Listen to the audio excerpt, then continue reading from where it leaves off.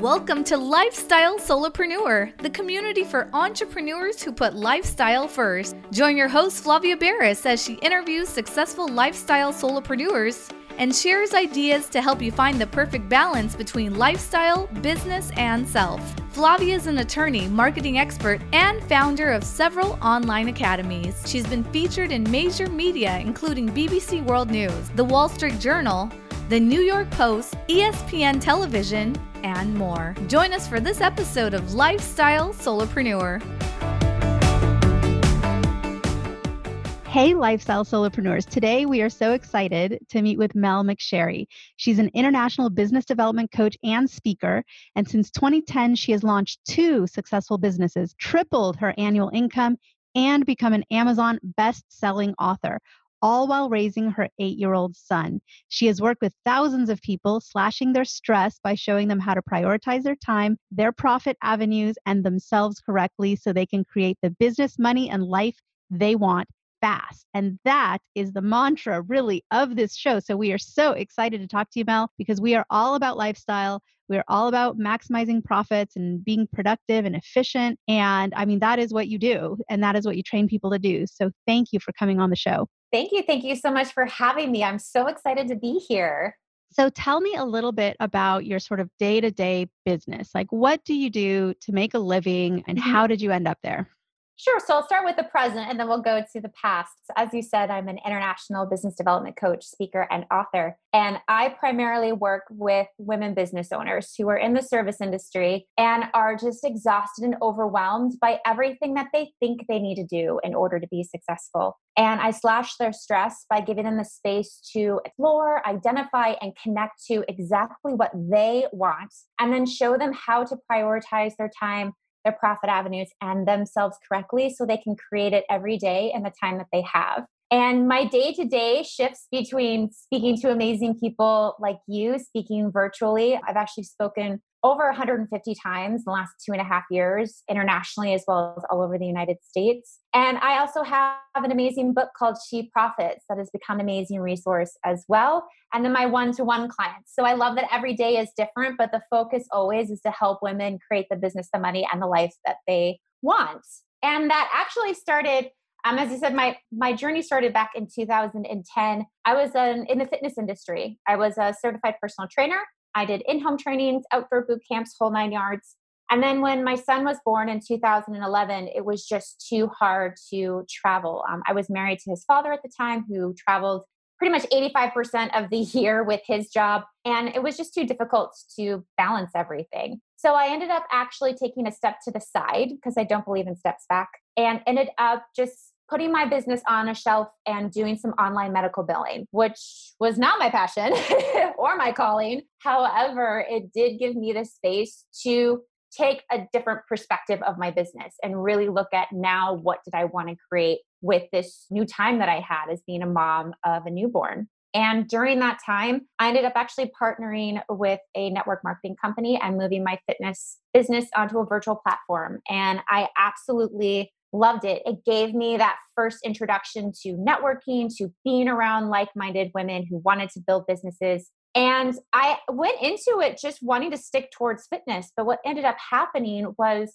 I got really addicted to helping women develop their businesses and showing them the things that I had learned from growing up in an entrepreneurial household. My father is now a very successful entrepreneur. However, as we were growing up, he was not so much. And so I always had that example of how you blend entrepreneurship with raising a family. And it was things that I naturally started incorporating into my business that helped it grow as quickly as it did. So that got the attention of people within that network marketing company. So I started doing team calls and trainings. That got the attention of friends in other network marketing companies. So I started doing team calls and trainings for them. And it was all centered around really helping you identify what you want to create with this business, who you want to create it with, and how can you profitably use that time that you have, no matter how much time that is. So how to create that really profitable to-do list almost, or that routine.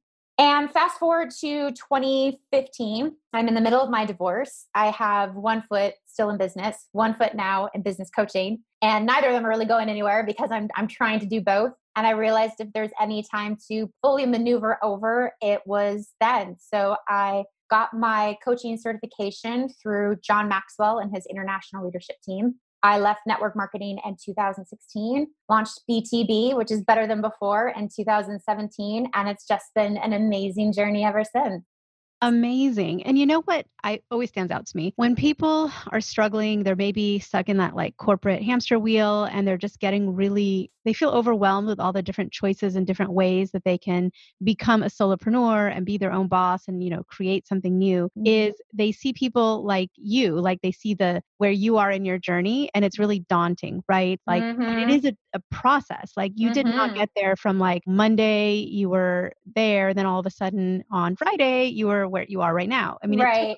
time, it took a while. I love that you mentioned medical billing.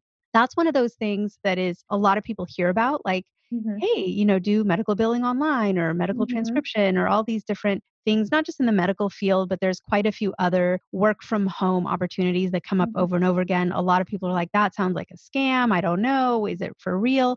But there's a lot of these legit jobs out there. They may not be the sexiest, the most fun. It's not Right. really being a solopreneur because you're basically an independent contractor for another company, but it can be a bridge, right? To get you Mm-hmm. from like that 9 to 9 corporate job, maybe working 12 hours a day, Mm-hmm. to transitioning to something that's a little more autonomous and has a little bit more flexibility, freedom, maybe geographic independence, maybe the Mm-hmm. ability to take care of a family member if you need more time out of work. So tell me a little bit about the medical transcription because nobody else on the show has ever mentioned that as like a job, but Yeah. I hear about it from time to time. So I am curious, like, is it a legit job? Is it something people can do as a bridge job until they figure out what their what is? So yes, it is a real job. Because I actually did it through my father's company. So I know for sure that one was for sure a real job. And I will say that is, to your point, Flavia, that's the reason why I don't glaze over that part, because nobody's solopreneur journey is from point A to point B flawless. And you're always going to come up with times or decisions that you will need to make that aren't necessarily, quote unquote, in line with what you want, but it gives you that time and space to actually develop what you want a little bit stronger. So there are a ton of small jobs, things that you can do virtually, especially, that can create that time and space and maybe even that little bit of a financial breathing room for you to fully transition or transition as much as you want to into a solopreneur life. I was actually just talking to a client of mine or a friend of mine, and she was talking about how she wanted to launch her own business, but she also feels like she has to go back to corporate. And I said, well, why does it have to be one or the other? What is wrong, quote unquote, with just working at a coffee shop, finding a job that, that helps you out financially, that is nothing that's going to stress you out, that you can just leave at the end of the day, that actually gives you more room, more capacity mentally and emotionally to sit with what you want and create it. And it shocks me that a lot of people don't seem to want to go there. And there's so much wiggle room. There's so many things that you can do to create what you want. It doesn't have to be that traditional 9 to 5 career oriented, 100% aligned with what you are doing. Looking at it more as, is this going to allow me the time, space, and money to further create and solidify what I want and build it out from there? Awesome. I mean, I know people that have taken rideshare side gigs, just kind of Mm-hmm. pay the bills while they're building their own business. I know people that walk dogs, like there's dog My walking. partner does that. Yeah. Really? Okay. Yeah. I mean, the medical transcription. I know someone that she tutors children in China from the United States. So the hours are sort of flip flopped. So she works nights basically, but pays decent. She enjoys it. And like you said, it's not emotionally taxing. So it's not taking Yeah. up that bandwidth of like decision making and stress. And it's really hard to have a day job that is very taxing in those areas of your mind, right? And Mm-hmm. emotions, and then Mm-hmm. also be a solopreneur in your off hours, because the solopreneurship, that takes all the, decision making juice in your mind. It takes Mm-hmm. your emotional perseverance. Like you have to invest so much of yourself. That I liked when you said sometimes you kind of need like a job that just it's just a warm body kind of job or Yeah, it something just that you is. find It's enjoyable. there. Yeah, exactly. Yeah, nothing that, every decision that you make in your journey as a solopreneur or just in life in general, you never have to stay married to it. You make the best decision you can with the resources that you have at that time. And when it's time to maneuver away, whether that's, and I've gone through everything, personal relationships and professional, when it's time to maneuver away, then it's time to maneuver away. And there's nothing wrong with that. It's not that you failed. It's not that not every decision has to be for the long term. It could just be to give you the space that you need right now to create what you want. Or maybe just a job to give you healthcare benefits or something, Yes, depending exactly. while you build what is truly your passion and your Mm-hmm. goal, right? I Mm-hmm. love it. So for you, for the future of your business, like what's again, this is not the end of your journey, right? You're still, Right. someday you're going to talk about today as like part of that interim journey. Like Mm-hmm. where will your business be in 5 years? In which direction are you headed? And where do you want to go? So as you said, my journey is always changing. And I think for sure, especially in this time frame of the pandemic, I keep telling everybody this year has been the longest personal and professional development lesson Right? for everybody, myself included. And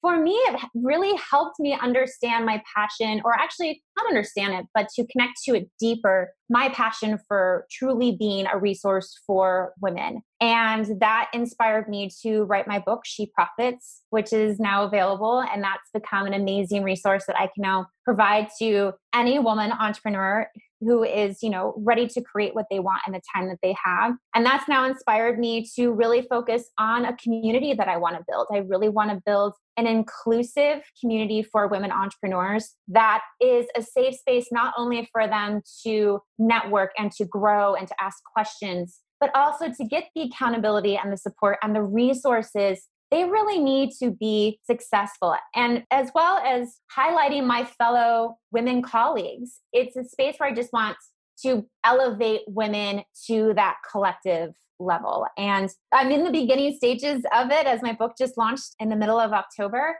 So I'm excited to see where this is growing. But as of right now, just seeing more and more people get their hands on my book, She Profits, as well as just meeting amazing people through podcasts and speaking and spreading those resources and that value to help them create what they want in the time that they have. That is always going to be my main drive. And I'm excited to see what other avenues and opportunities present themselves as I move forward with it. When someone closes that last page of She Profit, like they read the entire book, probably a binge read, right? I don't know, took It's them a only day or two. 111 pages. Okay, It's very action oriented and bite sized. so definitely within the week, they, went from Right. front cover to back cover. They Yep. close the back cover and they're looking at the back of that book thinking, wow, this journey I just went through, like what would their transformation be after going from the front cover to the back cover? And they've just read all of the words in that book. What is their mindset and what will they have become from that experience? First of all, they will definitely walk away with that book with clarity. Clarity not only in what they want from their business, but who they want to be inside of it and how they really spend their time working toward it. The reason why I love my book more than just because it's my book is because I wanted it to be motivational and inspirational, but actionable. So at the end of every chapter, there's a recap and an action step that goes along with what we established in that chapter. And even at the end of the book, you get a bonus link to a dozen other resources that's going to help you continue on this journey. Because what you're going to have established after reading She Profits is knowing exactly what you want, taming the time that you have, establishing boundaries to making sure that you're protecting that time, including these little tips, tricks, and hacks that I share with you. Learning how to customize that to-do list. So no matter how much time you have in the day, or if you're, a caregiver or what have you, or if your day just kind of maneuvers out of control, you still have a prioritized list that follows you along. So you can always see, no matter how much time you have, because you have full say on how you spend the time that you have an action step or priority that fits within that time. So no matter what, you go to bed every single day feeling successful, and every single morning you wake up with a plan of action that's ready to go, and you feel connected and in charge of your business. And then it moves along with you. So as you maneuver into that next avenue and you need to now reestablish what you want and reestablish the time that you have, She Profits follows you along the journey. So it is something that you can always reread and check back in to make sure you are continuously creating what you want in the time that you have. So let's dive deeper into one of those tips, like something, a tool, a tip, a technique that helps create either efficiency or productivity or just organization in someone's life. Just pick one. I know you teach like a ton of these, but Yeah. just pick maybe one that we would have time to just cover in a couple minutes that can help the audience and listeners just come away with something that they can do today to better their lives. Definitely. So I always say the first one that I get a lot of ahas with, or in my book, I call OHF moments, is turn off all your notifications, the beeps, the blings, the banners, every little thing. Cause we are like Pavlov's dogs with those suckers. Do not disturb is also a very efficient application or setting on your phone. But what that does then is it stops you from having like shiny syndrome. Because you could be in the middle of, a brainstorm, you could be in the middle of something, and all of a sudden you'll hear your Instagram notification go off. And you instantly, whether you're thinking about it or not, go to be like, oh, who likes me? And then 9 times out of 10, we start scrolling, we start doing things, we start procrastinating instead of just sitting down and really utilizing time we have towards something that is profitable. So turning off the notification is a very simple yet very effective way to have more control over the time that you have and how you spend it. Great tip. I mean, I don't think there's a single person listening right now that isn't thinking to themselves, yeah, I know. I'm in the middle of that really cool brainstorm. And then all of a sudden I get like a ping, Marco Polo, someone is talking to you. And they're just Right? like, oh, who's sending me a message? And it's not Mhm. urgent. Nobody sends an urgent message through Marco Polo, right? Exactly. It's so true. It's so easy to, and as parents too, think about it, like how distracting is it as a parent when you have your kid like grab your pants leg or pop into the room Mhm. and say, hey, any little distraction or interruption does sort of derail that train of thought you were on, or, maybe you were Mhm. in the zone and in the flow, as it's called. And Mhm. it just pulls you away from that. But then again, there's so much in life that is really hard to completely turn off, like Mhm. parenthood, or Mhm. your stomach growls. You're like, oh, I guess I need to go get Right. lunch. Or there's so many notifications that are unavoidable that you're Mhm. right. The ones we can avoid, we need to do our part to silence them and muffle them, because there's only so many things that we can allow to pull us out of what we're working on. Couldn't agree more. Yep, definitely. And so, other than, of course, spending time with your family, I know your family is very important to you. What are some of the things that you do that would be considered like hobbies or pastimes, or what do you do for fun, in other words? I am an avid reader. If y'all saw the bookshelf behind me, I actually typically read 2 books at the same time. In the morning, I read a personal or professional development book. And then in the evening and weekends, I usually read a fiction book. I'm a huge sci-fi nerd, Doctor Who, Harry Potter, whole 9 yards. But in this new environment, I've actually had to rearrange my hobbies, because typically it's running outside, doing things in the city of Chicago where I reside. And that's not really an option right now. So it's really turning more into my arts. I paint, I draw with my son. But a lot of it is just really finding those quiet moments of reading and just, finding those creative outlets in other areas. But I would say definitely reading is my go-to favorite thing to just unwind and detox.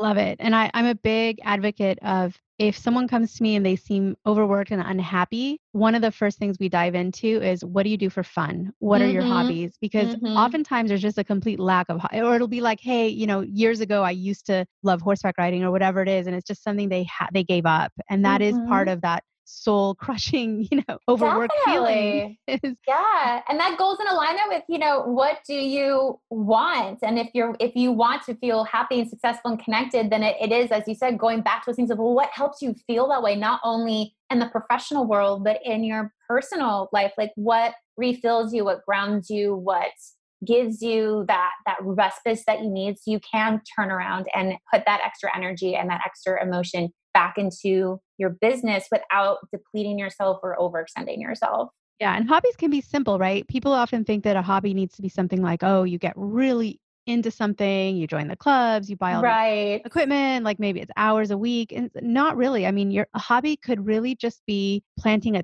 tiny, like in pots, like vegetable garden in your backyard, and just making sure Mhm. that once a day you go out and just trim off anything, the brown leaves, and watch it Mhm. grow. And it just means having something where it's outside of your what you're currently experiencing is your work life, if you're feeling overworked, try to find something, even if it's 10 minutes a day. It could be journaling, it could be making sure you take a walk every single day around your neighborhood. And just something that it involves your mind and your soul and just gives you an outlet. I mean, just as I work in the real estate field, so I actually love neighborhood walks, right? Because you can kind of see who's building an addition to their house and, oh, look, they're painting and, oh, a house for sale. That's interesting. I didn't know they were thinking of moving or, I love walks. So if you're coming up blank with an idea on some way to walk away from your desk, especially if you're currently working from home and you're not going into an office. So now your home is your home and your office all in one, and you just need to walk away once in a while. Just go on a neighborhood walk.